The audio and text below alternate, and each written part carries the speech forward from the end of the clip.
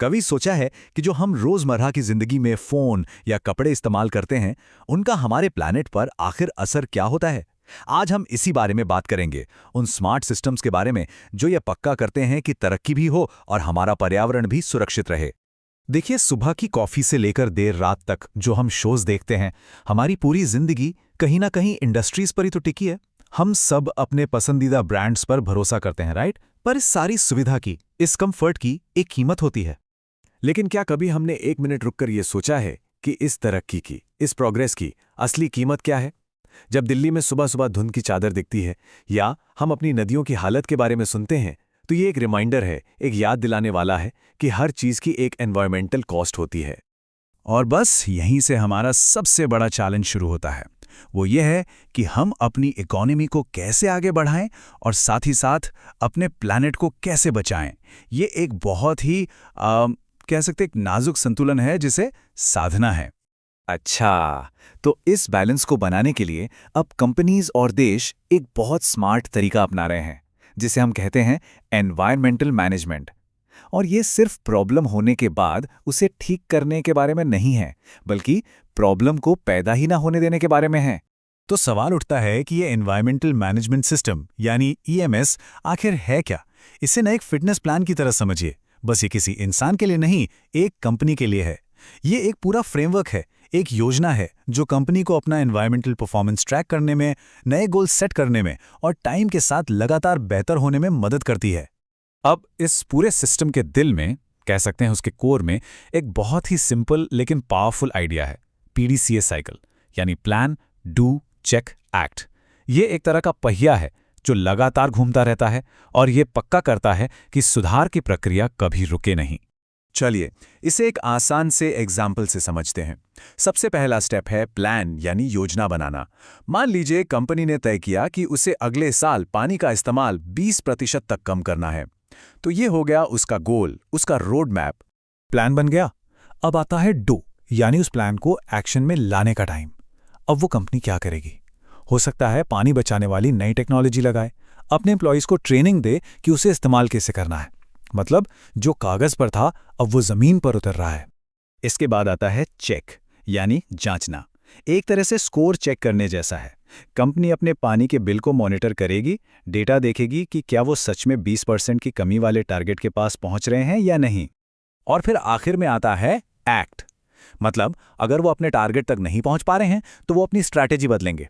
हो सकता है उन्हें पता चले कि कहीं कोई और लीक है जिसे ठीक करना है। तो ये है सीखने और सुधारने का स्टेप। और फिर ये पूरा साइकिल दोबारा से शुरू हो जाता है। ठीक है, तो पीडीसीए साइकिल तो समझ आ गया। लेकिन कंपनीज को ये कैसे पता चलेगा कि वो ये सब सही तरीके से कर भी रही हैं या नहीं? यहीं पर कुछ बहुत जरूरी टूल्स और स्टैंडर्ड्स काम आते हैं। आईएसओ का नाम तो हम सब ने कहीं ना कहीं सुना ही है ना?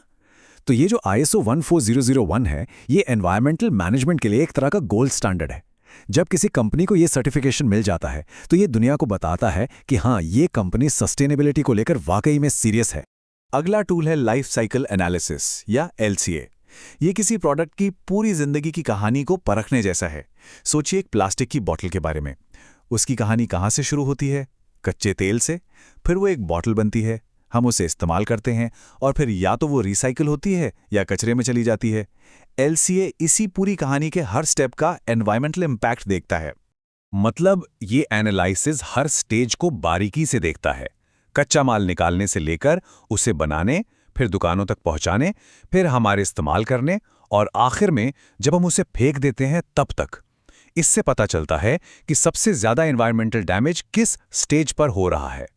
अब इस एनालिसिस के भी अलग अलग लेवल होते हैं, जैसे क्रेडल टू गेट, ये सिर्फ प्रोडक्ट के फैक्ट्री से निकलने तक की कहानी है। फिर है क्रेडल टू ग्रेव, जो उसकी पूरी कहानी है, मतलब जन्म से लेकर आखिर तक।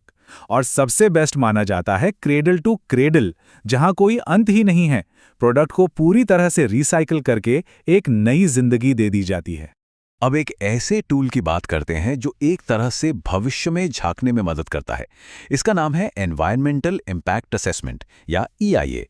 इसे आप एक क्रिस्टल बॉल की तरह समझ सकते हैं, जो किसी भी बड़े प्रोजेक्ट के शुरू होने से पहले ही बता देता है कि इससे क्या-क्या दिक्कतें आ सकती हैं।